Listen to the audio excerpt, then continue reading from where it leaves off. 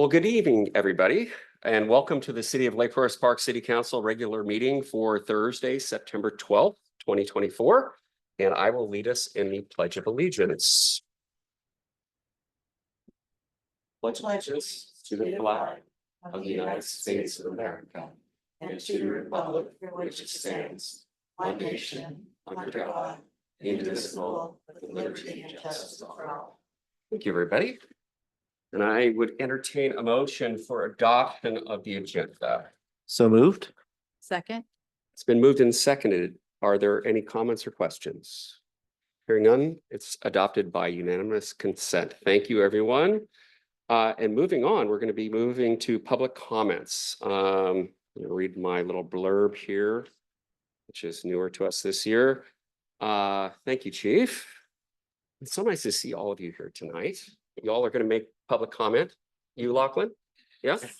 Buddy? Yeah? And the twins? Okay. Did they sign up? Okay, well, thank you, Chief. All right, the council will not be accepting online public comments. This portion of the agenda is set aside for the public to address the council on agenda items or any other topic the council may have purview or control over. However, the mayor or council may not respond to comments from the public. If the comments are of a nature that the council does not have influence or control over, then the mayor may request that the speaker suspend their comments. The mayor or council may direct staff to follow up on items brought up by the public. Comments are limited to a 3-minute time limit. Sorry, folks, the perfunctory things we have to talk about here. And we have no one making public comments in chambers. Is there anyone that has not signed up that would like to make public comment? Lachlan? You sure? All right, buddy. Come back to you later, or the twins. All right.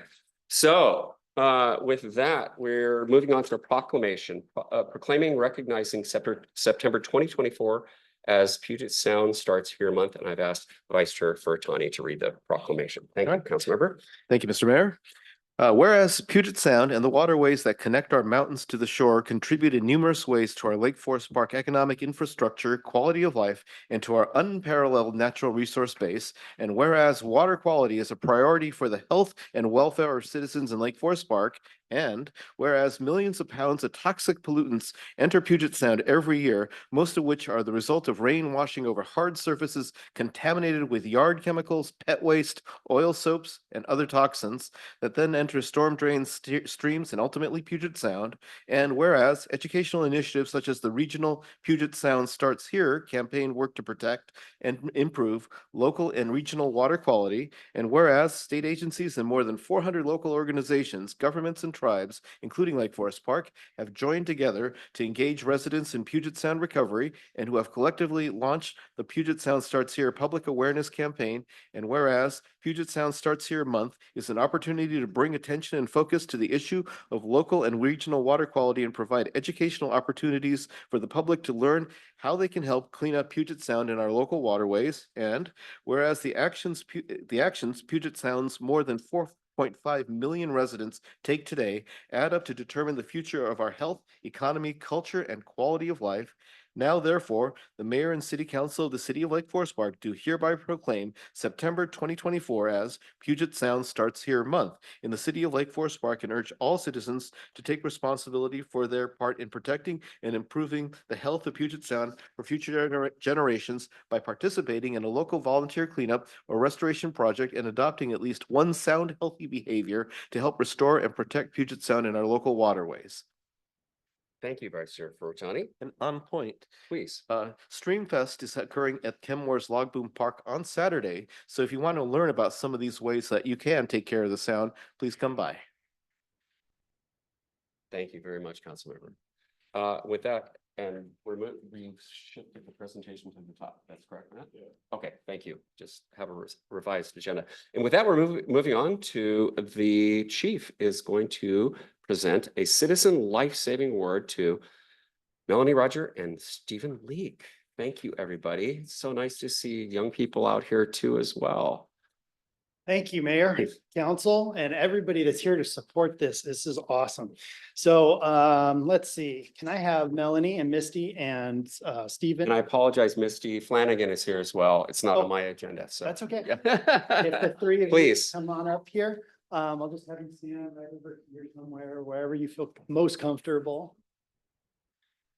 So on June 7th, 2024, this year, a Friday at 3:45 in the afternoon, a citizen, Stephen Leek, found an unresponsive bicyclist, Drew, on the ground near Eagle Scout Park. Acting quickly, Stephen parked his vehicle in the road to shield the scene, called 911 and began administering first aid. Nearby, another citizen, Melanie, recognized the urgency of the situation and reached out to her friend Misty, a trained medical professional who lived close by. Misty arrived promptly and took over CPR until the Shoreline Fire Department arrived. Fire department personnel informed the responding patrol officer that the swift actions of these three citizens likely saved the bicyclist's life. So Officer Robles was dispatched to this call. After the call was completed, he wrote an email to our operations commander, and I'd like to read it. I was dispatched to an aid assist near Eagle Scout Park, where an unresponsive male cyclist was found by a passerby. The passerby, Mr. Leek, discovered the elderly gentleman tangled up in a bicycle in the middle of the road. Mr. Leek immediately stopped his vehicle, parked in the middle of the road to utilize his vehicle as a protective barrier, and immediately began rendering aid. Mr. Leek called 911 and was instructed to perform CPR, which he did. Mr. Leek continued to provide CPR until another Good Samaritan, an ICU nurse, stopped at the scene and took over until Shoreline Fire arrived moments later. Through witness statements from those involved, it appears as though the cyclist had suffered from a cardiac arrest and was subsequently a concussion from a fall. The cyclist was taken to Harborview for further evaluation. I would just like to put this on your radar. Thank you very much to Stephen, to Melanie and Misty for your quick actions that resulted in helping our Lake Forest Park community member get the medical aid needed. On behalf of our first responders, the mayor, the council, and our value community, we all thank you.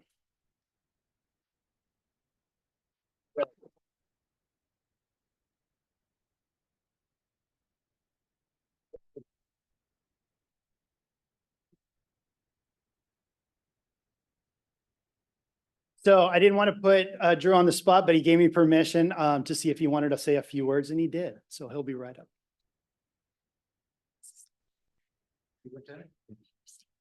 So I'd like to thank the city council for creating this event and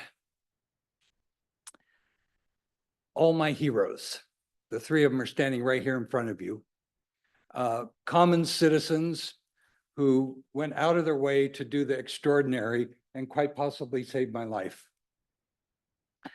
I was transported to Harborview Trauma Center with brain bleed, fracture on my broken rib, sore shoulder, where I stayed for 3 nights and then was released. Good friend who's in the audience put me up for a few days and I was able to go home about 5 days later.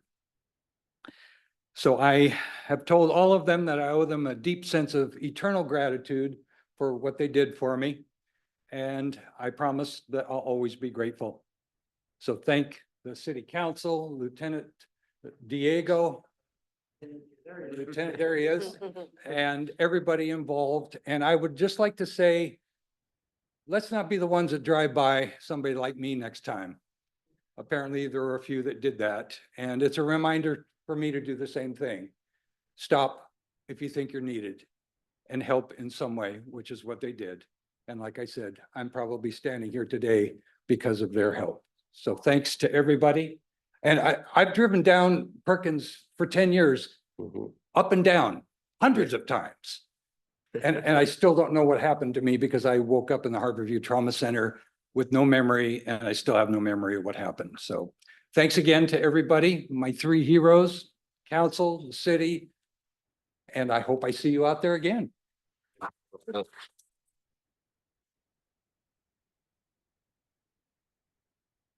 So I have a certificate for each of you, you know, for an award that can memorialize this. And I also have chief coins that you have to earn, even the officers. You definitely earn That you these.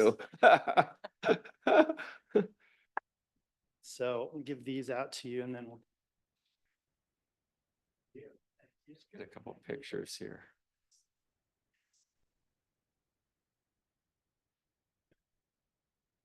Diego's got it. Yeah. Yeah. Can you get some pictures there? Let's actually back up here and we council. And then Drew, if you want to get in this picture, you're the one. Yeah, Drew, please, please. Okay. I don't Maybe think- council stand up Yep. and I don't know if you can get us all in. Some- If anyone wants to come up closer, you probably can. That's great. Yeah, you absolutely can come closer, just like. Thanks, Steve.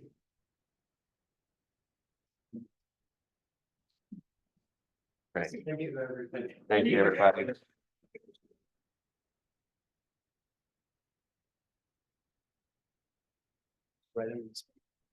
Yeah. So as I'm Steven and I am the first person that showed up here, but I wanted to make one public service announcement. A long time ago, I got my CPR qualification. It's safe to say I basically forgot. I forgot it since then. So since this happened, I realized I really need to re-up my CPR qualification. And so I just want to say this as a public service to everybody, if you have an opportunity, go back and get your CPR qualification revamped or re-upped. That would have really made me a lot more confident at the moment when this was happening. So I just want to throw that out there, if I may. So thank you very much. Thank you, Stephen. You bet. That is a great message, absolutely. And anybody can do that training. Thank you, Mayor, for allowing us to do this. You bet. Thanks, everybody. Really appreciate it. And this is such a great way to start a council meeting with a feel-good story because we have to talk about budget here in a few minutes. Thank you, Drew. I'm glad you're well, my friend. And thanks to the responders, Misty, Melanie, and Stephen. Really do appreciate your work. Thank you again. Are we reading them? Unless you want to talk budget, you're welcome to. Yeah, thanks again, you guys. Bye, Zoe. See you guys. Take care. And I've seen Drew writing up Perkins many, many times, so. All right, well, thank you, everybody. And we're moving on to a swearing in of new Lake Forest Park Police Officer Amanda Johnson, Judge and Chief. What a great night we have here tonight. All right. Okay, Amanda. So exciting. Got Jordan's kids here too. All right, Right. all right. So the police department is thrilled to introduce you to our council and community, our latest police academy graduate, Amanda Johnson. Amanda was hired 9 months ago in January of this year. She recently graduated from the police academy, is now in field training for the next 3 to 4 months. Originally from the Snohomish area, Amanda brings her rich background from a 17-year career in the health and fitness industry. Her commitment to health and wellness will be a valuable asset to our police department, aligning perfectly with our focus on promoting overall well-being. Amanda's enthusiasm, and I say definitely enthusiastic, she is awesome, for health extends to her personal interest in weightlifting, yoga, and reflecting her dedication to a balanced lifestyle. Beyond her fitness pursuits, Amanda is also a talented painter, which could come into play with some sketching maybe, and also an artist and singer, expressing her creativity through various forms. Her passion for music and culinary arts further highlights her diverse talents and vibrant personality. Please join us in extending a warm welcome to Officer Johnson, and don't hesitate to say hello when you see her around.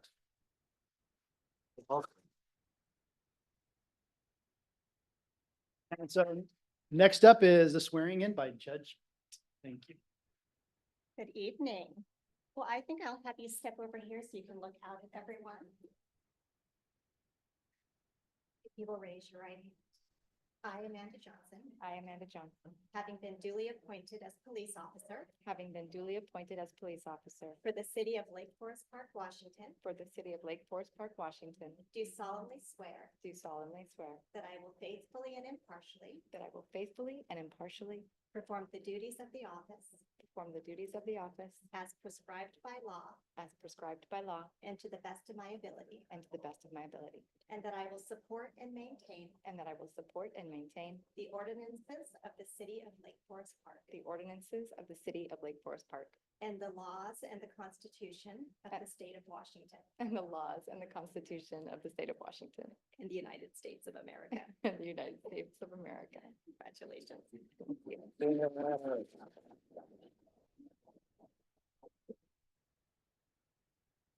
Thank you, Judge. That was flawless. So, this, like I said, you got to earn a Chiefs coin. Well, you made it through the academy, did the last 8 months. You still got to get through training, but here you go. And this is also your ID card officially with police officer on it. Before it was recruit and cat and all that fun stuff. So there you go. I think that's it. Congratulations. There you go. Great. Thank you very much. Welcome aboard.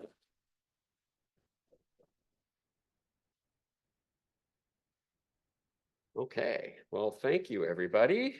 Now we get to the. Are we done? Yeah, well, it's lovely to start with the fun stuff. And then we get to go to the really interesting stuff, the meaty stuff, the mayor's preliminary 2025-2026 budget. And I would just say that, as you all know, I believe this is a group effort and it's not necessarily my budget, but I am the one who by law has to propose it. So we are here and Mr. Hill is going to give us a brief overview of what is coming and what you will all have to consider. I preface this by saying that it is a very lean budget and we are, I don't want to take away Mr. Hill's thunder here. There is not a lot of additional opportunities here. And we're going to have to make some hard decisions in the coming months. So, Mr. Hill, with that, please. I'm waiting for my presentation and it's coming. Oh, All right. I do want to comment that this has been quite the lift and it's going to be a rough budget season. We couldn't have done it without our finance director. She has worked her butt off for the past month, as well as her staff, put in a lot of late hours. Been a lot of hand wringing, trying to figure out how to put this budget together for you and bring you the best budget that we can to start with. I did catch a few of you reading ahead when I walked into the council chambers tonight. Not supposed to be cheating. Figure out the answers before we get there. So I'm just got a few slides to walk through. This is a transmittal of the mayor's proposed budget to council. You know that next Thursday at Budget and Finance, we'll go over revenue projections. Couple following meetings after that at the COW and the next council meeting, you will have department presentations.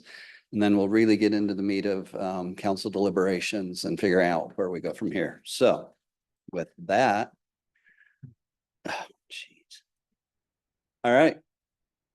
These are key points. I'm not going to label them highlights or lowlights, but here is the mayor's proposed budget. So revenues are $3 million less than expenditures in the proposed budget. This may sound familiar to many of you who were here for the last budget, roughly where we started last time. And I'll get into a little more detail. So revenues, 3 million less than expenditures. Savings from 23-24 right now are projected at about $1 million. So that can roll into the general fund to help offset those, which leaves us about a $2 million gap, which will be coming or is recommended to come out of unallocated fund balance. I want to point out the fact that this is pretty much a status quo budget. The only things that are in this general fund proposed budget that didn't exist in the last budget is a proposed part-time increase of FTE in the Human Resources Department. That department, that position is not fully funded by general fund. It spreads across all funds, so it has the least impact to the general fund. The mayor is proposing to include all of the additional requests that came from our community partners within his proposed budget. That's about $100,000 increase over past years. And then there's one more, and when I get to that slide, I'll remember what that third one was. I did want to take a note, and that turned out really small on this, but in the 23-24 council budget, the city council took some, very strong steps forward to try and make a more resilient budget and revenue stream. The transportation side of things, council increased the transportation benefit district vehicle licensing fees by $10 to the maximum statutory rate of $50. And then added a TBD sales tax of 0.10%. Both of those do not flow into the general fund. They will not help with the deficit that we're talking about, but they have given you other opportunities within the transportation benefit district. The loan that we just received in the amount of $2 million to finish the roundabout could be repaid by those new revenues. And then in the general fund, affecting the general fund was the implementation of utility taxes at 6%. Those taxes roll into the general fund as revenue. So at the last budget, we were looking at about a $1.2 million deficit per year. Council took these actions and cut that in half. And then immediately a lot of costs came our way and we went right back and passed it slightly with inflation to now about $1.5 million a year.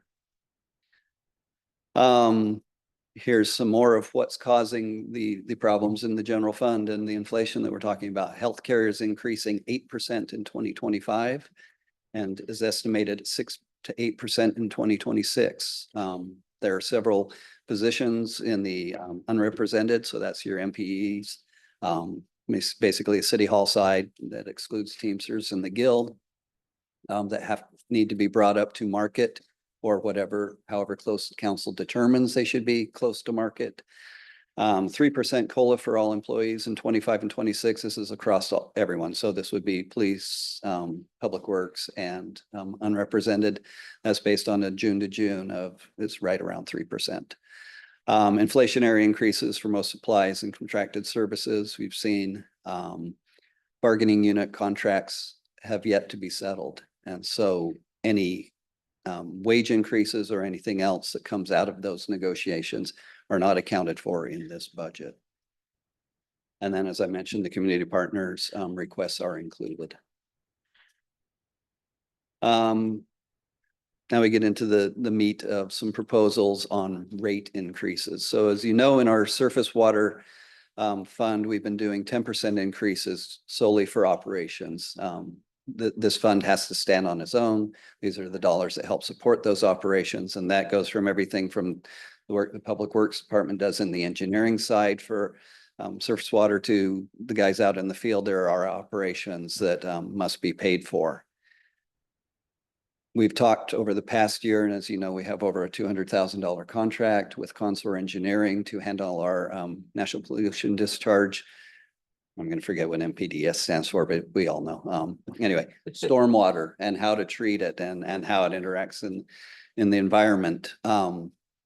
We have additional impacts coming from those federal regulations that our consulting engineer said going to add another $55,000 a year to our costs in that venue. And so what is proposed in the mayor's budget would be not only the 10% for surface water operations, but an additional 10% per year to cover this new FTE that would solely be dedicated and paid for out of that fund to deal with MPDES. And this would not only take care of the permitting requirements, this position would address, our culverts, or our 28th culvert that just failed that we're replacing, the 35th culvert up by the Petty Ross property would be dedicated to those. That's a huge ask in one fund. You're talking 20% increase. And so we're going to need to have a lot of discussion, and we will get you detailed numbers of exactly what that looks like for property owners. Lake Forest Park Sewer, in the past, we've been raising this 3% per year. Finance Director's recommendation to keep that fund solvent is to go to 5%. And then two that are outside of our control is King County Sewer in 2025 will be raising their rates 5.75%, and then in 26, 7%. These are already set. This is a pass-through. We collect that from the ratepayers and send it on to the county. So those are outside of our purview. Questions? Mr. I can take a question. Yeah. Yeah, absolutely. Deputy Mayor Bodie. Thank you very much. I had occasion to talk to other deputy mayors of other jurisdictions, including larger jurisdictions, and I just wanted to share that they're facing the same issues for surface water and sewer.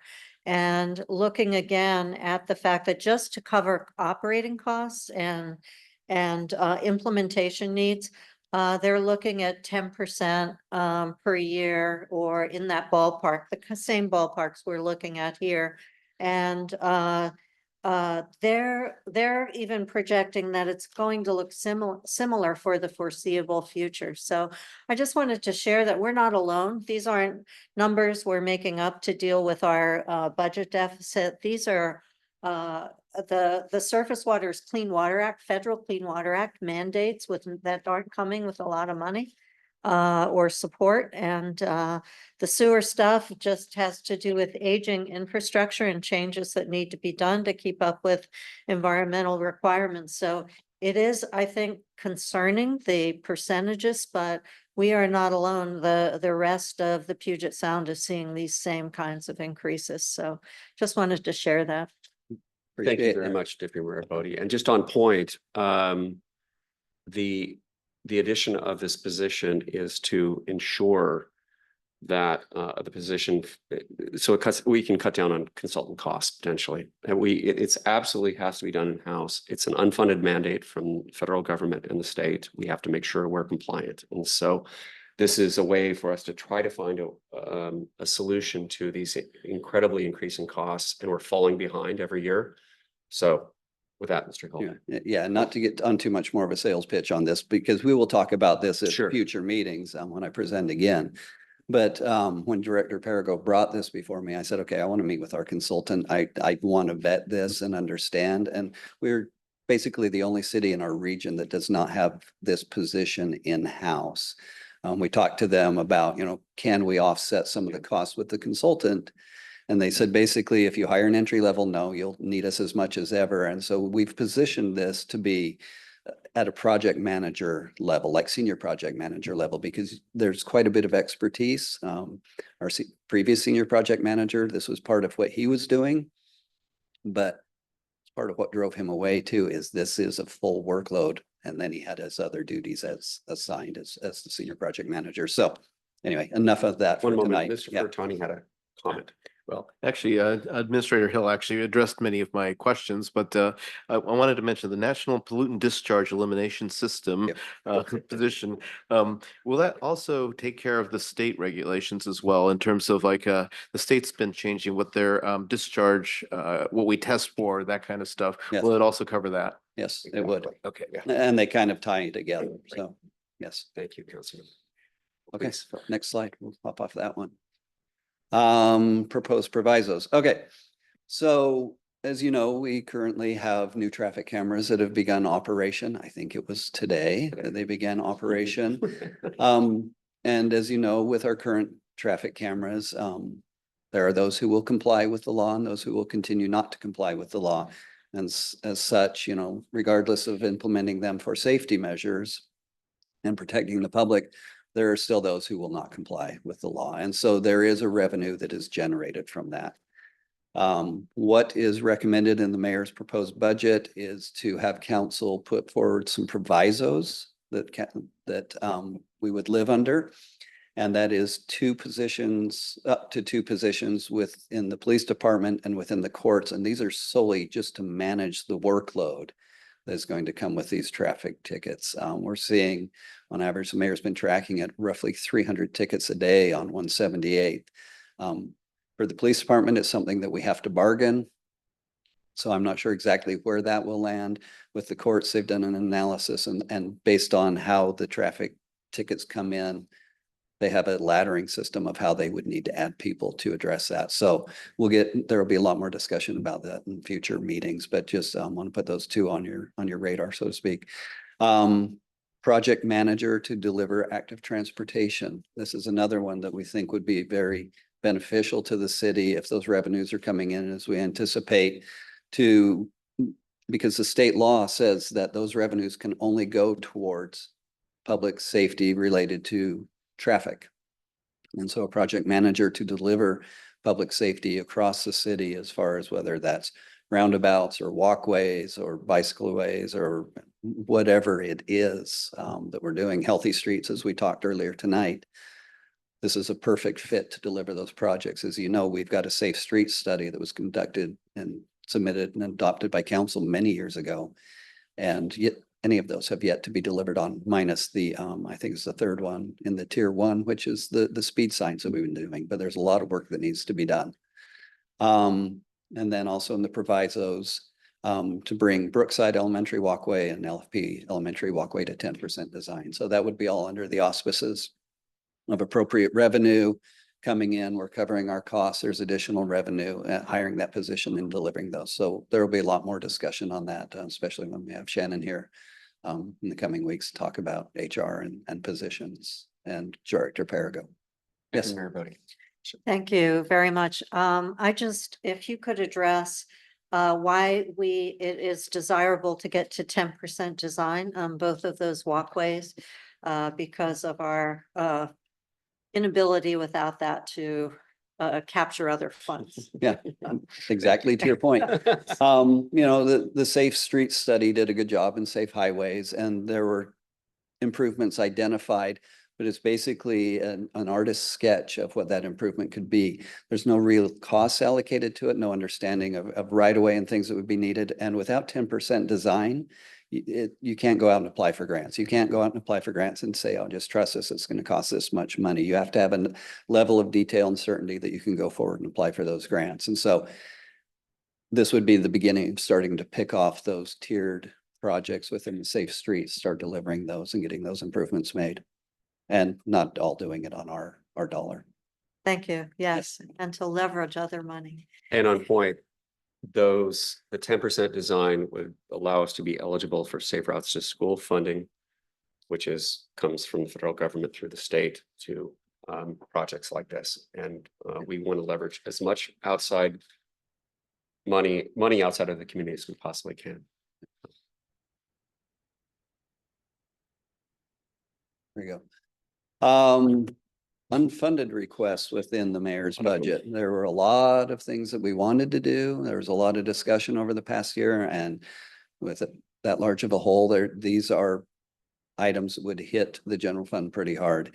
The continuation of the plus positions in the police department, we can't continue to fund that. I know that we do have one of those filled currently. That doesn't mean that goes away, but we will not be able to continue to fund this in the upcoming biennium. The GIS manager that we wanted, we have to continue just contracting on an ad hoc basis when we have little things we need with Transpo Group, but that we just can't afford it. Public Works manager, this is some reorganization we were looking at doing as our building official retires, and some of the duties that he's conducting that really belong in Public Works.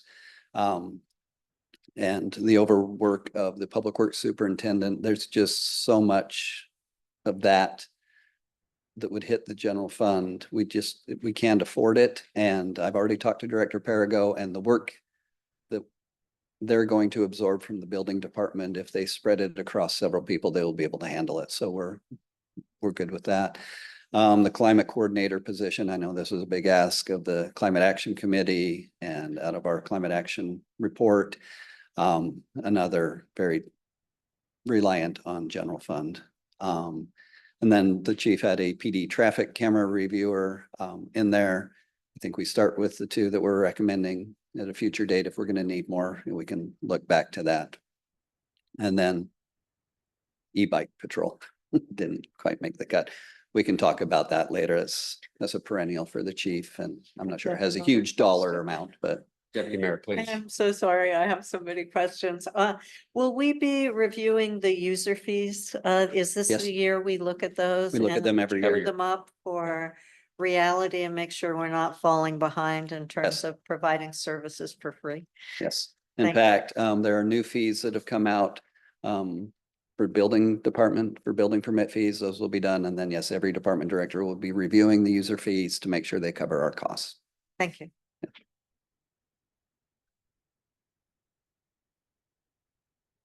Okay, I'm done with the bad news for tonight. So here's our budget schedule coming up. As I mentioned, next week at Budget and Finance Committee, we'll go over the revenue projection. And then we'll step into department presentations at the 23rd and 26th. And then on, let's say, the 30th of September, you start deliberating on Did we put the right things in there? Did we put the wrong things in there? Did we put too much, not enough? You know, I invite you to pour through everything that we've put in there. Revenue projections, if you have any questions on that, is pretty standard. You know, you can't argue property tax. We know what we're gonna get, you know, sales tax. We have a pretty flat revenue stream and it's been pretty close year to year. We have seen some in the past when the point of sale for online went to where you actually are purchasing it from, not its origin. And so we got some additional sales tax there, but invite you to walk through that. And we will be there every night to answer your questions and you know, bring you whatever additional information you need to go through this process. Your public hearing for the property tax, that's your, you know, if you're going to take the 1% property tax and then any rates that you set on October 24th and then on November 7th, it will be your final public hearings, property tax levy rates, adoption of budget. There is a little bit of wiggle room in November if we needed to wait a week and add a special meeting. If anything came out of that public hearing on the 7th that you needed answers before you took action on the budget, we've got time. By state law, we need to have the property tax rates adopted by the end of November. And by law, as long as the budget's done by December 31st, you're good, but we really like to not take all of you through the Christmas season, so. I would just invite you to please take this home, do your homework, read through it. Reach out to Director Vaughn and I if you have any questions. And buckle up. It's Yeah. Deputy Mayor Bodie. To our new council members, I want to say, I feel for you in going through this for the first time like this. It is definitely a lot to absorb and understand and comprehend. And so I just wanted to say, welcome to this deliberation.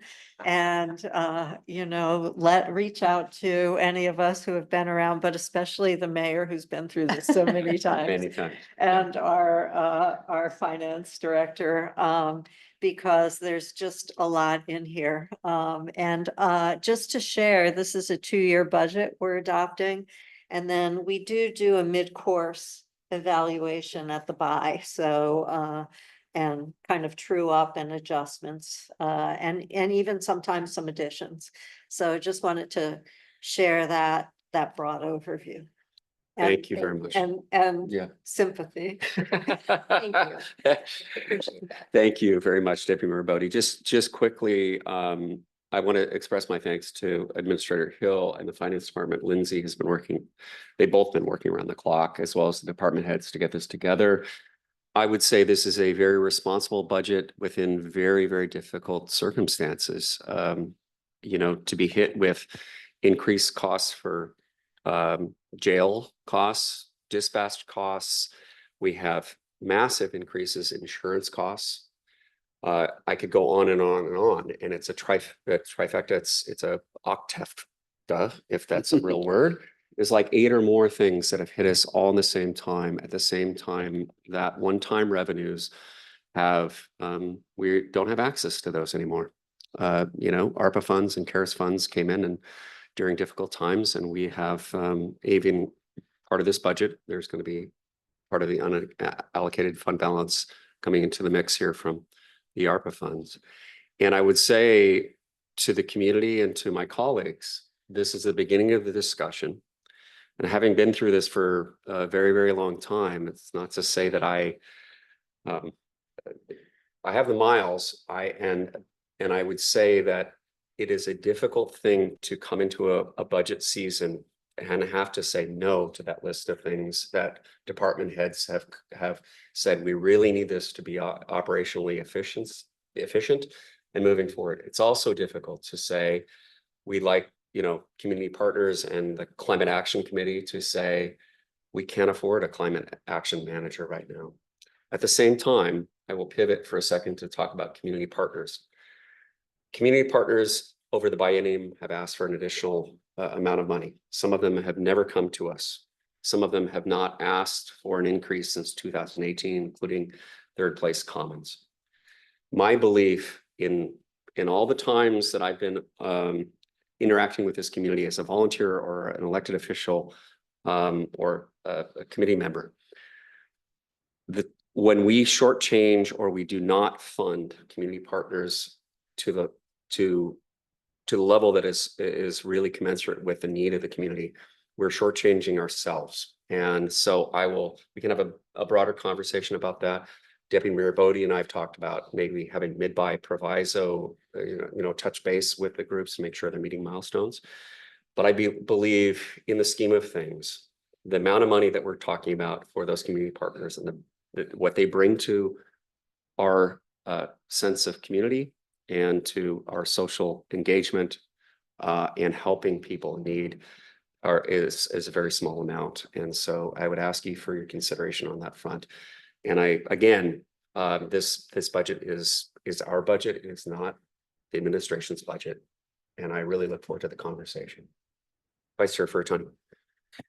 Thank you, Mr. Mayor. And I really do want to thank you and your staff for a fairly comprehensive view of what our limitations are this year. I know it's a very tough decision to make. When you fund something, you might have to give something up and all these kinds of trade-offs that you have to make. One of the things that I'd been thinking about was the deputy mayor mentioned that every city is pretty much in this situation right now. An average of, I think you said 10% budget shortfalls this year. And so I like to kind of think of this as possibly an opportunity to be a little bit more creative.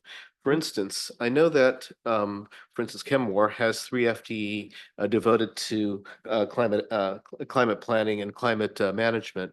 And the question I have here is this, is that for these non-revenue generating positions like GIS manager, the climate manager, those kind of things, would it be possible to buy some of these other existing positions time from other cities through an interlocal agreement or whatever it takes in order so that they can maintain their staff and at the same time us picking up a capability we didn't have before? Thank you, Vice Chair Furtoni. And absolutely, we talked about this in DC with some of our neighbors and love to find a way to partner with other communities if it's within our means and leveraging, the shared opportunity here between the cities. We're all in the same boat when it comes to the economic pressures, as well as the need for additional resources to provide guidance when it comes to climate action, and GIS is really critical for us to understand things relative to planning and housing and climate as well. And so I do think there are opportunities there. And I would just say everything's on the table here. There's nothing that's off the table. I mean, I really believe that this is the first step. We can have these conversations and make sure, that we can find ways to do the best work we possibly can for our community within our means. I would say too, just anecdotally, I believe Councilmember Furtoni and Deputy Mayor Bodie and I had a conversation with our neighbor far to the south about sharing, I can't remember, a staff member in DC. We were talking about this because none of us could afford it on our own. And so we're always looking for creative ways to try to find a way to leverage, scant resources. Deputy Mayor Bodie. Yes, I wanted to follow up on what Vice Chair Furtoni said. Far wealthier cities than ours, far bigger cities than ours with much more of a commercial base are facing on average the same 10% gap between revenues and services, even current services. So public safety, court systems, overhead cost, insurance, exactly what the mayor said. And so I think there will be some potential overlap with legislative agendas, because I don't know how successful it will be, but in some of these key areas, such as public safety, the thought is the costs have increased so much and so far beyond the rate of inflation that we really need assistance. Another area that was talked about was affordable housing, because all the legislation that has come our way hasn't really come with substantial efforts for affordable housing. And how is there a way to provide workforce housing also, not just low-income apartment rentals that go to, with incentives that go to developers. So I think there's common interest in those kinds of things, whether they will get anywhere and how they fold into the legislative agendas, I think will be interesting. Last thing I'll mention is our school districts. All of our school districts are facing the same issues. My sense is that school districts are going to go in with very specific legislative requests as well, from what these bigger, wealthier cities are saying. Their school districts are currently preparing legislative agendas of their own. So that's an interesting overlay, since the schools are so important to Lake Forest Park and Shoreline. So just mention those overlapping issues. Thank you, Deputy Mayor. Colleagues, Councilmember Golden. Yeah, I just wanted to say that I wholeheartedly support what Councilmember Fortani said. I would like to see us investigate, can we partner up with some of our nearby cities, especially for the climate coordinator position, which the Climate Action Plan strongly recommends we have. So if there's any way that we could team up with Kenmore or another city, I would really like us to explore that. Thank you very much, Councilmember. Colleagues, questions for Mr. Hill? If I can, I just want to go back to revenues really quick and just make a note that, council over several years has done everything councilmanically without a vote of the people that you can do to raise revenues.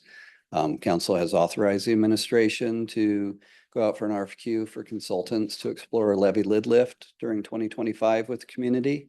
And we will be bringing you a contract probably October for your consideration for those consultant services. And that will be an effort that occurs during 2025 for potential consideration by the voters in November of next year. So that's where we are. And without the state stepping in to help, or the federal government with some of these unfunded mandates, that's about the last choice we've got. Thank you very much, Mr. Hill. Colleagues, any other questions for Administrator Hill? Thank you, Phil. Okay, thanks. Sure. There's much better stuff coming after me. So. Well, I would say we've talked about this before, colleagues. It is a building year. I've said to you that one of my chief responsibilities, if not my chief responsibility, is figuring out ways to raise revenue, whether it's from grants or other opportunities. So we'll get there. It's just the conversation has to continue, and we have to move forward as best we can. With that, we find ourselves at the consent calendar. I'd entertain a motion to adopt. So moved. Second. It's been moved and seconded. Is there any discussion about adoption of the consent calendar? Hearing none, it's adopted by unanimous consent. Thank you very much, everyone. Moving on to item 8, ordinances and resolutions for action. Item A, resolution 1963, authorizing mayor to sign an agreement for consultant services with Cascadia Consulting Group Incorporated for climate action planning support. Excuse me. Director Hoffman, welcome. Thank you, Mayor and Council. Mark Hoffman, Community Development Director. For this item, the resolution and proposed professional services contract, this is the second presentation. We held the first presentation in the work session and answered some questions. To add to that, I would be remiss after the budget discussion to remind that thanks to the Governor, House and Senate, Department of Commerce, and the Climate Commitment Act, these grant funds are available and were made available to the city. So you're familiar with that. The Climate Policy Advisory Team is appointed and ready. And this resolution would let the work begin on that scope of work. Essentially a standalone climate element, greenhouse gas and resiliency sub-elements, completely separate from the periodic update that we're currently have underway. So with that, we have Gretchen Mueller from Cascadia. The city received 7 highly responsive qualified submittals to our RFQ. And the subcommittee chose 4. It was very difficult. And within those 4 and the presentations and interviews, it was very difficult to rank. They were all very close, very highly qualified to perform this work. Cascadia, SCJ, Fair and Peers are uniquely placed to perform this work.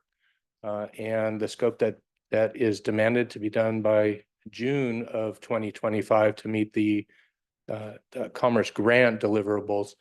The contract runs through December to then take it through council.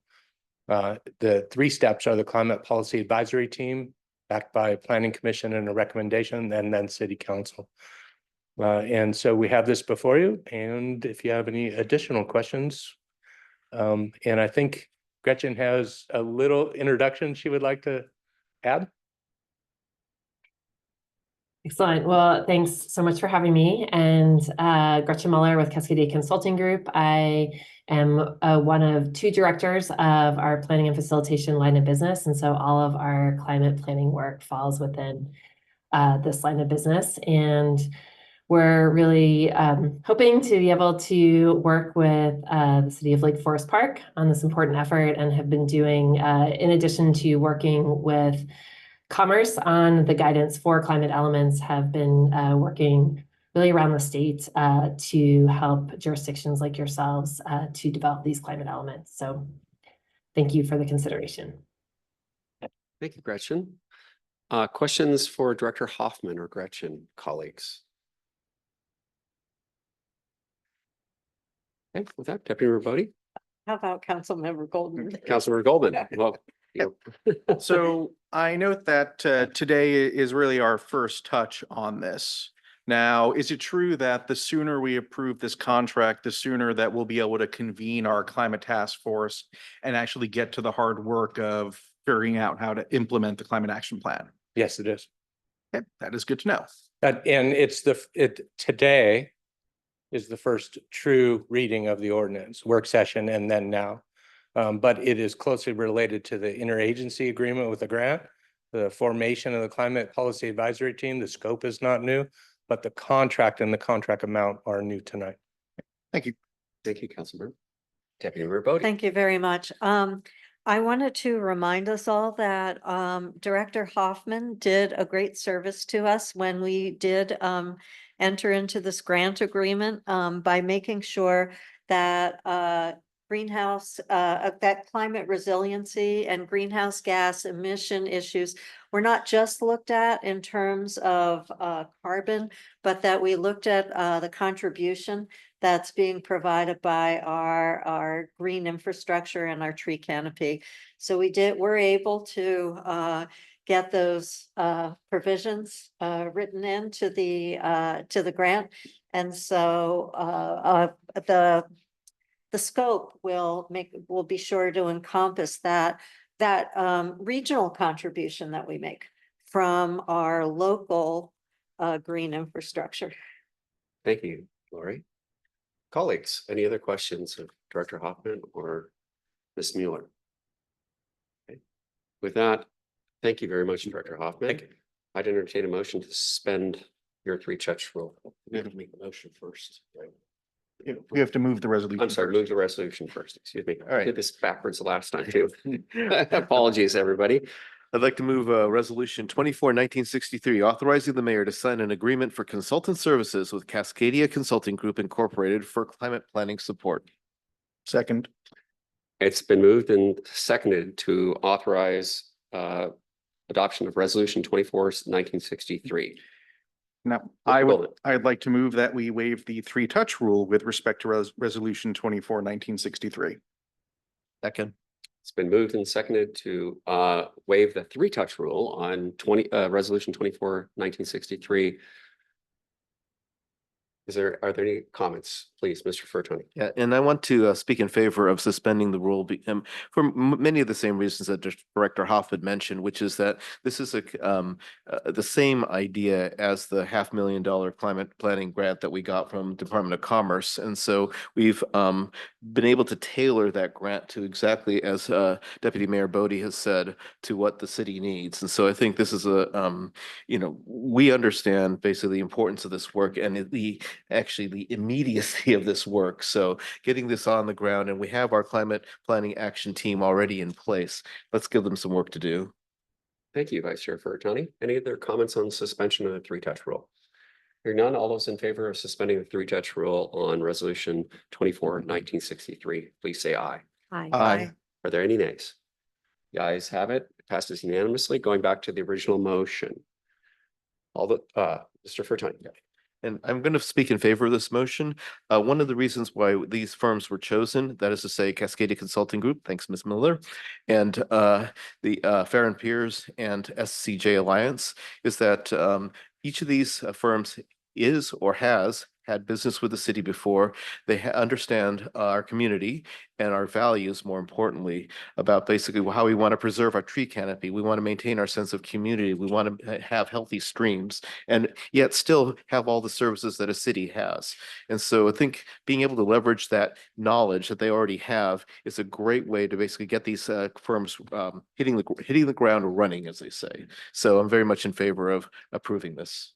Thank you, Chair Fertani. Any other comments on the original motion? Hearing none, all those in favor of adoption of Resolution 24-1963, authorizing the mayor to sign an agreement for consultant services with Cascadia Consulting Group Incorporated for climate planning support, signify by saying aye. Aye. Are there any nays? The ayes have it, passes unanimously. Thank you very much, Director Hoffman and Ms. Mueller. We appreciate your time. Looking forward to working with you all. Okay, moving on, everybody. We're moving on to Resolution 1964, authorizing the mayor to sign a contract with Sledge Seattle LLC for demolition services as part of the Lakefront Early Works Improvement Project. That's a great name, Sledge. Welcome. Hi. Corey Roche. Yeah, so I'm here tonight to ask you to waive the 3-touch rule as well. We've known that we've had to demo those cabins since 2020 when we got awarded the grant from RCO. So this will keep us in compliance. We've vetted out the concept design and this falls align with where we're going with the project.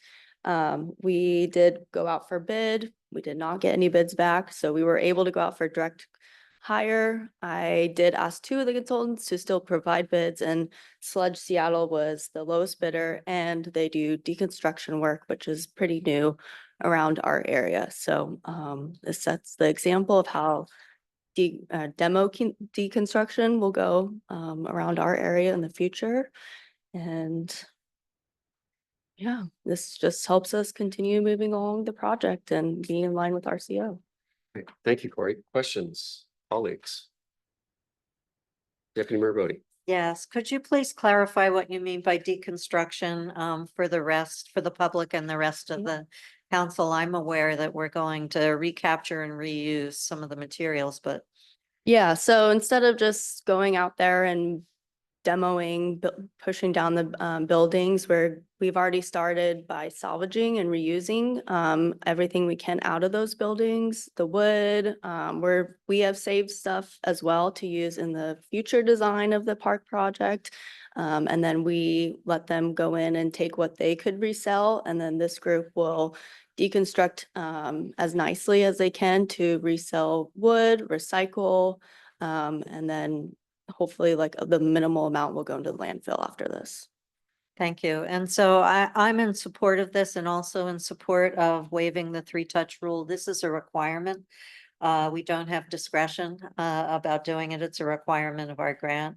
And so as Ms. Roach has said, we've known that this is coming this summer, fall. For quite a while, so I don't think there's a community lack of awareness. Vice Chair Fertani. Thank you. Thank you. And so Ms. Roach, I had a question about I appreciate the fact the firm is taking care of the asbestos, any asbestos they find. They have a plan for that. I wondered, we're waiving the 3-touch rule because is there an immediacy to getting this work done soon? Yeah, we have to get this done before November. So if you guys don't pass it tonight, will be an emergency contract for the mayor to sign soon. So Thank you, Vice Chair Fertani. And on point for our grant funding, we have to complete this by a certain period of time. And we've been all aware of this for a considerable amount of time.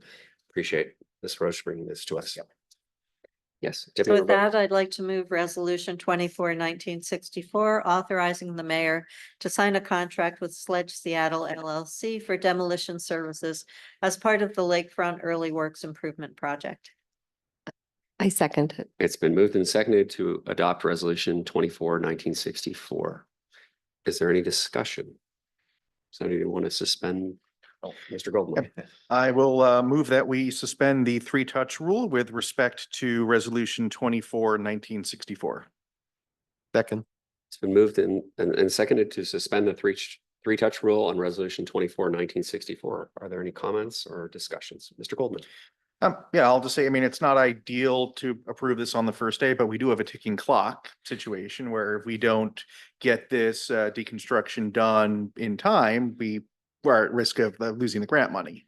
And so for that reason, I'm comfortable moving forward so that we can actually use the grant money that we've been awarded. Colleagues, any other questions on suspension of the three-touch rule? Hearing none, all those in favor signify by saying aye. Aye. Are there any nays? The ayes have it on suspension of the three-touch rule regarding resolution 24-1964. Going back to the original motion, does anyone want to speak to the original motion?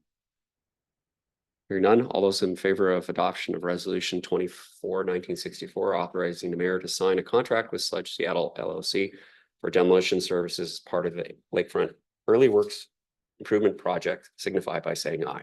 Aye. Are there any nays? The ayes have it. It passes unanimously. Thank you very much, Ms. Rodger. Appreciate your work on this. That's great. Thank you, everybody. Moving forward. Item C, resolution 24-1965, authorizing the mayor to sign an interagency agreement with the Washington State Department of Commerce for assistance with the installation of electric vehicle chargers. Welcome. Thank you. Good evening. I just have a short presentation, just 3 slides. I'm here tonight to talk to you about EV chargers. The Washington Electric Vehicle Charging Program, partnered with the Department of Commerce, has awarded the city of Lake Forest Park $75,000 in grant money to install 10 level 2 EV chargers at our public works facility up the road. And those would be used for a future EV fleet. We do have 1 electric vehicle. The goal is to have a fully electric fleet, and this would literally power that. The price, right now the engineer's estimate is $210,000. So it would be supported in part by this grant and also in part by the Capital Facilities Fund. Next slide, please, Matt. Oh, I have it.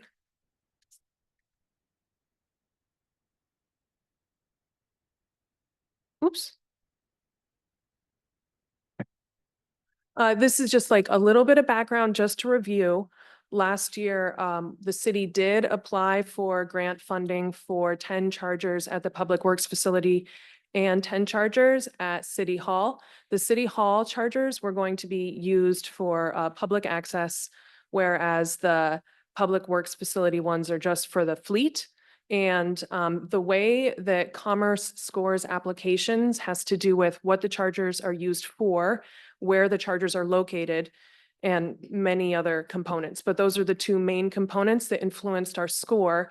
This map here is the overburdened communities map, and this is a map created by Commerce based on the environmental health disparities map, federal climate and economic justice screening tool, and many other like demographic tools. And they put it all together and they're able to divide Lake Forest Park and every place into sections with numbers.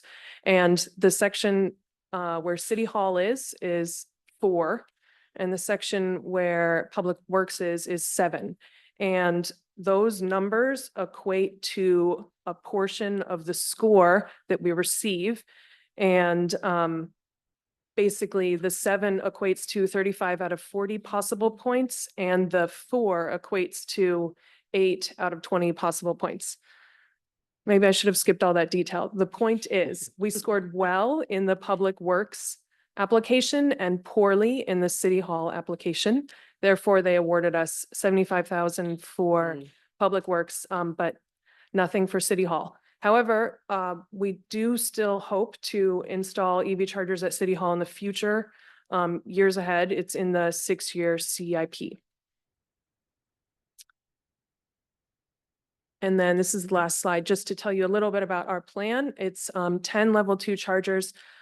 We walked the yard Scott, Jeff and I, and the idea is to put 2 right by the office and the other 8 down the row.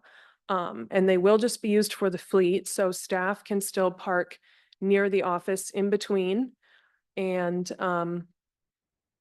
we want to bid at the end of this year and hopefully construct at the beginning of next year.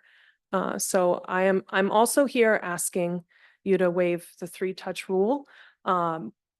Because the governor's office actually has a deadline on Monday that they need to have all these contracts signed by, which I just found out about days ago.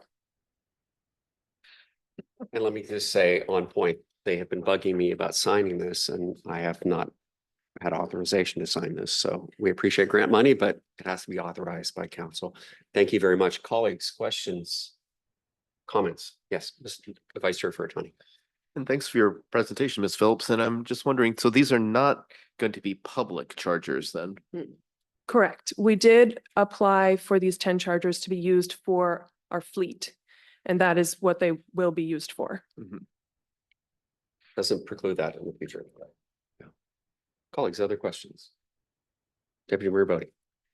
Does this mean that in kind of the southern part of the city, if we had a public electric vehicle charging location, that would be scored well? The other 7 on your area, on your map. Correct. I was just thinking along Bothell Way as you go down, are there some locations like, you Like know? 153rd and. Yeah. Just to think about that for the future, because City Hall might be a good location, but there might also be opportunities there along the highway. So just some thought. I know we probably, that's broader than the scope of what we were originally thinking about, but having seen the scoring, I just put that out there.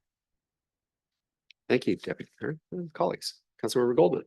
Yeah, thanks for the information. You kind of preemptively answered a bunch of my questions, so thank you for that. Budgetary, so the grant would cover roughly 1/3 of our cost and the city would cover the other 2/3. Do we have sufficient funds available in that capital projects fund that you mentioned? Yes. Thank you, Councilmember. Colleagues, other questions? With that, I'm looking at Mr. Furtani here. I'd like to move Resolution 24/1965, authorizing the mayor to sign an interagency agreement with the Washington State Department of Commerce for assistance with the installation of electric vehicle chargers. Second. It's been moved to authorize it to adopt Resolution 24/1965. Are there any additional comments or questions? Mr. Goldman. It's my job tonight. I look to one of you, I can talk. You're looking very, very lonely down there, No, Councilmember Good. Would you like to? She's awesome. You're awesome. You always answer any questions I have. yeah. And then if I ever have another question, one of my fellow council members always asks it. So I just need to just cruise. You could make a motion to suspend the 3-touch rule. Okay, I'd like to make a motion to suspend the 3-touch rule. Second. It's been moved and seconded to suspend 3-touch rule. All those in, any comments, please? And again, just for those of you watching, we don't normally do this many suspensions of the 3-touch rule, We do but not. it seems that a lot of things just became immediate. And one thing I do request in the future, if it's possible at all, is to give us a little bit of warning so that we don't have to do this quite so much. So appreciate that a lot. I know it's not your fault, but yeah, it's one of those things that looks bad on TV, as they say. So. Thank you, Vice Chair Furtani. And just, yes, please. And I'd like to make a request that if these come up for action, if we maybe list how many touches they've had or have not had. I mean, because there's so many, I lose track. Usually under the legislative history. So yeah, on the cover sheet of each of the items should be. Okay. But this is kind of a unique set of circumstances. And on point to Councilmember Furtani's comment, part of this is also we did not have a summer recess, but we did other things that we had to do during the summer recess. So I completely understand, and we really need to make sure that we're not bringing these on an urgent basis to you folks. Councilmember Goldman. And I'll just add that the common theme for all three of these resolutions is that they involve the city collecting money. So it seems, I would be very hesitant to waive the rule if it's about us spending money or adopting a new policy. But if it's about, either we waive the rule and take money or we throw the money away, I would very much like to take the money. Fair enough. Thank you. Colleagues, other questions or comments? I would just say too, that the grant process and the authorization to sign, et cetera, that it's a bit an imperfect process. So sometimes things creep up very quickly because somebody else's procrastination becomes our staff's emergency. So thank you for your consideration. Hearing no other comments, all those in favor of suspending the three-touch rule, please say aye. Aye. Are there any nays? The ayes have it. Back to the original motion. Any comments on adoption of resolution 24/1965? Yes, Vice Chair Furton. Thank you. And I appreciate this so much. I can't believe it took us so long to get these, but I'm so much in favor of this for the reasons you might not expect. EVs are mobile batteries, and the possibility of being able to use them during an emergency to power operations in City Hall, for instance, that the possibilities are endless. So having these 10 vehicles potentially that are all batteries, being able to go anywhere in the city to power stuff that we need to get done, especially during one of our winter storms or something like that, I can't believe that we have this option, and I'm very much in favor of this. Councilmember, any other comments or questions? Hearing none, all those in favor of adoption of resolution 24/1965, authorizing the mayor to sign an interagency agreement with the Washington State Department of Commerce for assistance with the installation of electric vehicle chargers. Say aye. Aye. Any nays? The ayes have it. It passes unanimously. Thank you so much. Appreciate that, council. And we're moving on. Phil and Kim are here to talk to us about resolution 24/1966, approving addendum 2 to the purchase and sale agreement for the acquisition of property located at 19001 40th Place and delegating the authority to the administration to negotiate and conclude the remaining contingencies. Oh, yeah, it's good. I would just say, well, as a filler, so we don't have dead air time here, there's just a few more sort of minor details needed to be sorted out. It's a historic moment for this community to be acquiring this parcel, and many thanks to the people and parties involved, particularly the Rose family and Miss Rose herself. Welcome, Ms. Pratt. Thank you. Council, so you previously approved the purchase and sale agreement and addendum 1. And so we have addendum 2 in front of you, and which deals with the insurance provision contingency. And then we are asking that you authorize the administration to deal with the other contingencies that are left in this agreement, and everything is proceeding smoothly. We have our title report. We got information that we need for grant money today. So we're moving along. Yes, thank you, Kim. Mr. Hill. So one of the things that we've also conducted is the home inspection. So that's one of the contingencies that City Attorney Pratt's alluding to, is there are some corrections that either need to be made by the current owner or, somehow credited to the city for those. They're life safety issues that I think, as the owners of that and with a tenant in there, we want to make sure that those are addressed. And then on the insurance side, the insurance company, the one insurance company that they were able to find will only cover basically what is tenant insurance, so renters insurance.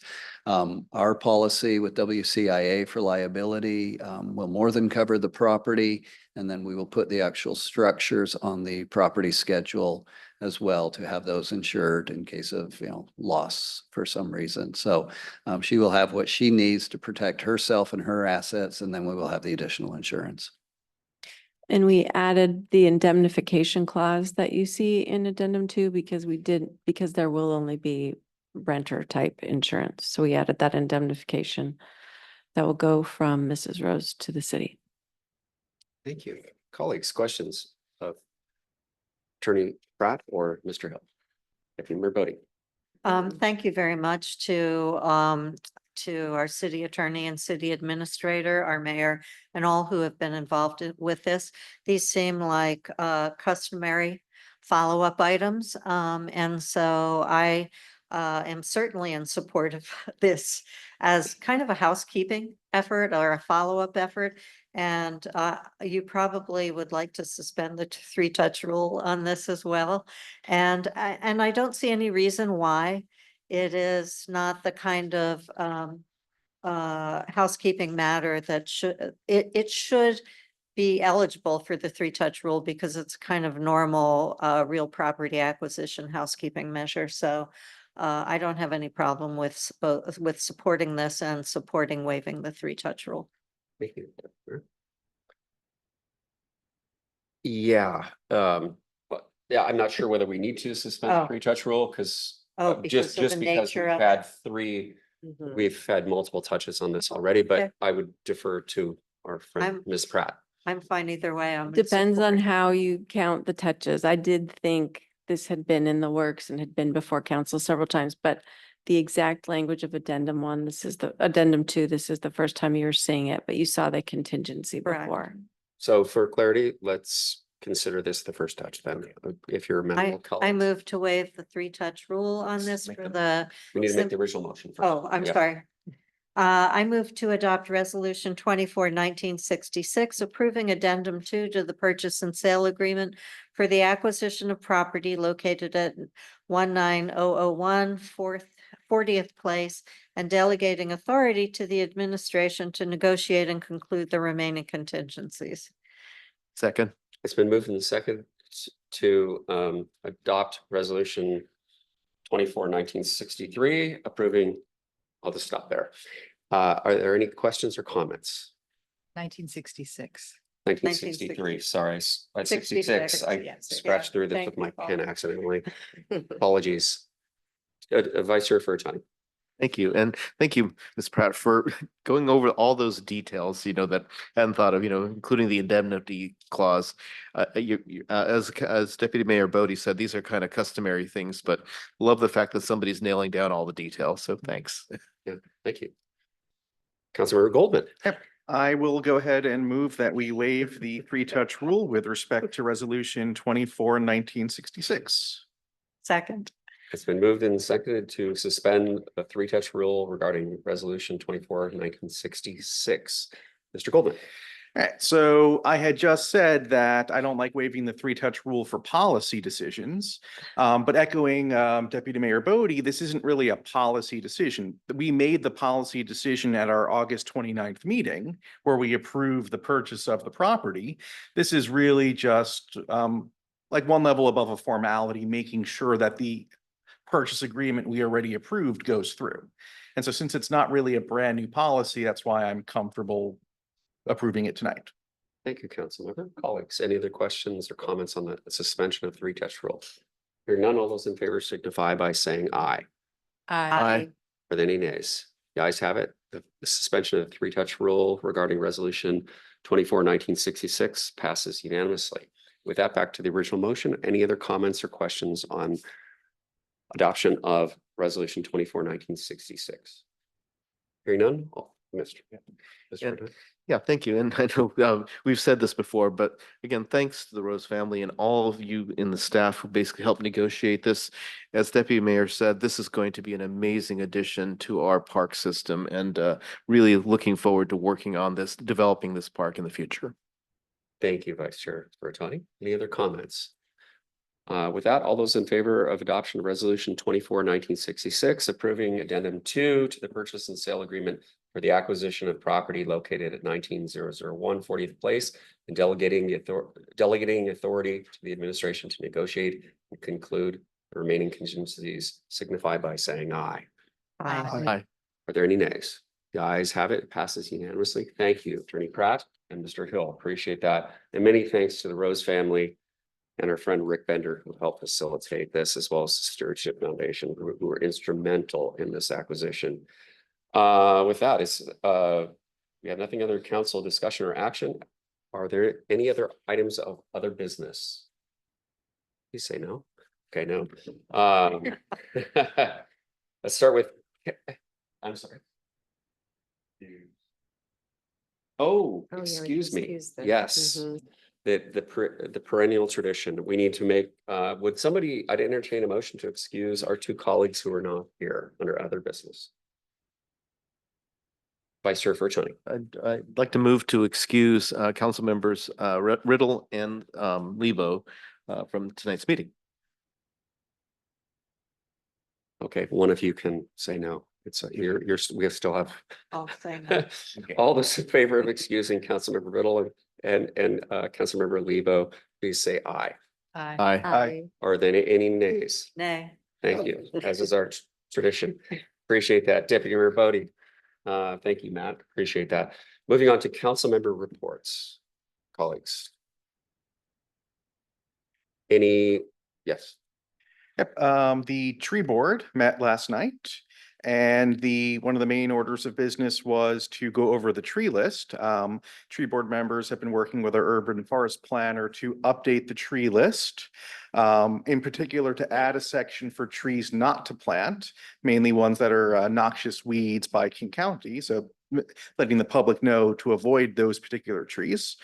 And so that'll be coming before us to approve the revised tree list and also to ask us to give administration the authority to make periodic changes to the tree list from time to time. Also, next month, the tree board is going to start considering tree diameters for exceptional trees. That's something that's been in the works. It'll be based on the tree inventory data that we got at the beginning of this year. So they're hoping probably October, maybe into November, and then they'll be sending that to us for deliberations. Thank you, Councilmember. Vice Chair Furtoni. Thank you. And want to give a quick update on the Climate Action Committee. I want to especially call out one member of that committee, Dana Campbell, who was able to talk to Marlone Geyer of all things and get permission to put a mural up on, I guess that's the east wall of Third Place Commons area. It's going to have a lot of climate related information on it, as well as be interactive with questions that you can pose yourself. There's also going to be one of the little kiosks there that can hold some of the information that the Climate Action Committee is putting together, including our climate action plan. Thank you very much, Vice Chair Furtoni. Colleagues, Deputy Mayor Bodie. A couple of upcoming events and then I'll follow with some committee reports. A reminder of the Housing Forum on September 18th and our community-wide yard sale on September 14th, which was conceptualized and organized with our city staff, but with the active involvement of the Parks and Recreation Board. So hopefully this will be the first of many annual events like this, and it'll be interesting to see how it goes. They're kind of hoping in the future to have a GPS map similar to Secret Gardens, but that wasn't possible to be done. But thank you to Corey for all the work on this. I attended the Planning Commission meeting on Tuesday sitting in for Councilmember Lebo. Thank you to Director Hoffman for all the time he has put into this. They have finalized their cover memo and recommendations, and they are going to be coming our way and presented on September 26th. There also is the prospect of a future joint meeting where we could have kind of a working session, and the date TBD on that. I just flag two issues for your consideration at the umbrella level. One is they're both language issues and wording issues. So the first is, how do we address being a welcoming, equitable city? What language do we use? I think there was a concern among some members that the language that was being recommended and put forward by various agencies was kind of maybe either didn't fit us well or was a little bureaucratic. So I'm putting my spin on it, by the way. So and the second is that while they have looked through all the housing provisions, they did not have the time and energy to wordsmith those.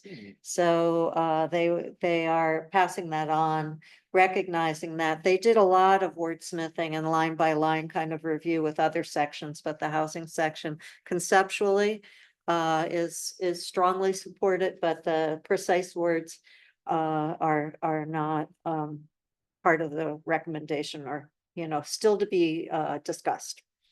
I also attended Sound City's deputy mayor Zoom call, and I've already shared a lot of the information on that, on budget and concern about policing and so forth. So and the legislative agendas. So nothing more to say on that. Okay, colleagues, anyone else want to chime in here? Okay, mayor's report, a couple of things. Just a shout out to all the volunteers that are on our commissions and boards. We need more applicants. We have had a couple applicants and for like the tree board, and we haven't been able to get in contact with them. So we're hoping that they will maybe reach out to us. We do always need to have additional folks that are in the wings to consider application or membership for one of these groups and your consideration. We had a very successful meeting. Mr. Hill, was it yesterday, and Mr. Hoffman with representative from Senator Cantwell's office for the Lakefront property. It was very insightful, very very productive, and I would say that I think we have a very good chance of securing some funding from the federal government in that regard. Unfortunately, Senator Murray's counterpart could not join us, but we'll definitely get that rescheduled.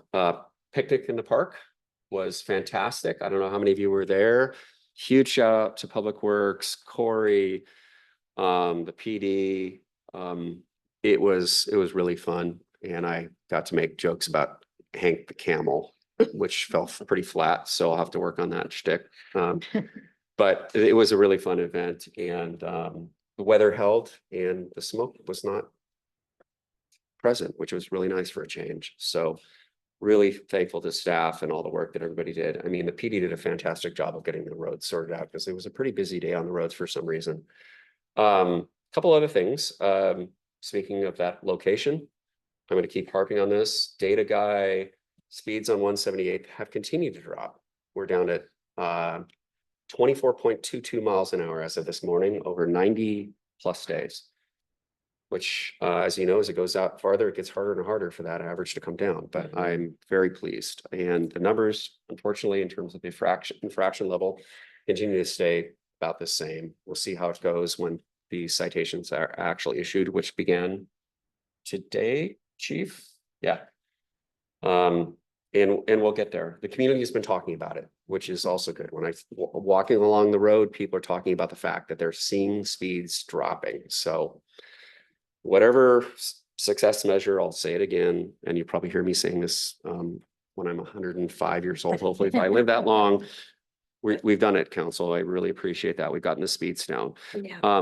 One other thing on a positive note, Deputy CEO of Sound Transit, Terry Mestis team, and I'm going to be meeting with her either next week or the following week. We're trying to find a scheduling accommodation there. She's been very gracious to agree to meet. So we'll hopefully get some answers to a couple questions we have. And lastly, I just want to big shout out to the PD and Public Works, because I've had a lot of comments from community members seeing everybody out there working away. Police have been very visible. Public Works has been very visible as well. And we all really appreciate that. It's a very, we know they're working very hard, and they don't get a whole lot of thanks from the community directly. So we all owe it to them to thank them. And with that, Deputy Mayor Bowden. Could I just thank the mayor and city administrator and staff for putting together an engineering design drawing for the Q jump concept. Speaking of Sound Transit, and I believe it's posted on the Sound Transit portion of the city's website. It tears off of the the sound transit design drawing. So, and it shows how it's you know, it's not completely losing the whole BAT concept, but what it does is it optimizes the benefits while minimizing the impact. So some properties will still be more affected than others, but we think it's a smart approach, and hopefully starting with our third executive now, we'll get some attention to those details, especially since property acquisitions and the like are part of the risk factors and increasing potential costs of this project. So it's all connected, and there's an opportunity for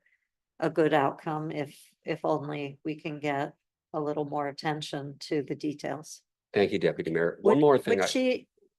Is that a she or a she? She? He? Yeah, He? she, yeah. Right, I thought it was she. She. Will she come here? Or? That's what I've asked for. Okay, Yeah, thank you. Yeah, absolutely. We've asked to do an on-site walk around. So Perfect, we'll thank get you. there. We're trying to coordinate with staff, so we'll see how it goes. They've reached out twice, so we're top of mind. It's just getting the scheduling situated. One other thing I want to mention, I was invited to join the Climate Mayors group, under no obligation to the city to do anything specific, but I wanted to put my money where my mouth was, so to speak, and join that group because of my commitment, and I know all of the policymaking body of this community to climate action. I would note that I'm going to get, hopefully I don't miss people. Mayor of Kirkland, Mayor of Kenmore, Mayor of Seattle, Mayor of Everett, and now I am a member of that group, and nationwide it's several thousand mayors that are all discussing ways to implement policy from our perspective to make sure that our communities are represented on a lot of different things, and also to help influence federal policy.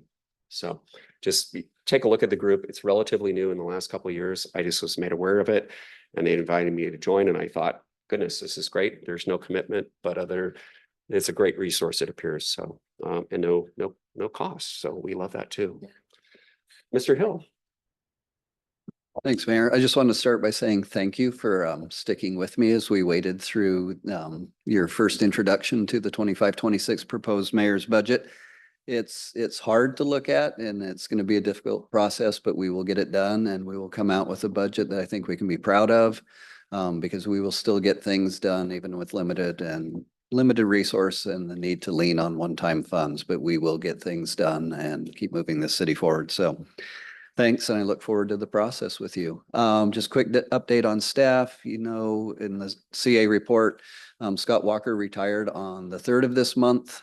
He was originally going to retire at the start of October, decided he was done. We had a quick little send off for him during the leadership team meeting. It was a nice little event. Shannon put together a nice plaque for him, and we pulled some resources and bought him some gift cards to Cabela's. He's a big fisherman. So, and those were individual, those were not paid for by the city. And then on the 26th, I would invite you to be here around 4:30 for Calvin's send off. It'll be just outside here in the lobby, have some snacks and plaque and say some nice things about Calvin. And we're going to make him do one more drawing on the whiteboard before he leaves for you. So, and that's all I've got. Thank you. Yeah, thank you, Administrator Hill. Yeah, sorry to see Scott go. We wish him all the best. 20 years, and he's done a fantastic job for our community. And yeah, we wish him best in his lure tying and everything else that he's really passionate about. So anyway, colleagues, any other comments? Anything else for the good of the order? On for the trees and the climate action is, and I did send an email earlier today to the tree board about it. I was thinking there might be value of incorporating the use of the iTree tool for calculating the environmental value of these trees that we have, so that when there's a decision to be made about any such tree, that it actually has more of an environmental overview instead of what the value is to replant it, but it has more of a value of what is the impact to the environment with that tree. So So I did, and Larry, let's see, might have sent it to both of you, him, yeah. You were copied on the email. And it explains the tool and where you can read about it to see if it might be of value. I mean, we should. Yeah, you bet. You bet. Thank you very much, Councilmember. And just one last note, just before we were visiting the Lakefront Park yesterday, there were deer running down the road. Oh, Trying to figure out. They try to go to the water and they were trying to figure out how to get down there. So it's pretty, got some pictures of it. It's pretty amazing. So yeah, with that, if there's nothing else for the good of the order, we are adjourned. Thank you, everybody. Yeah.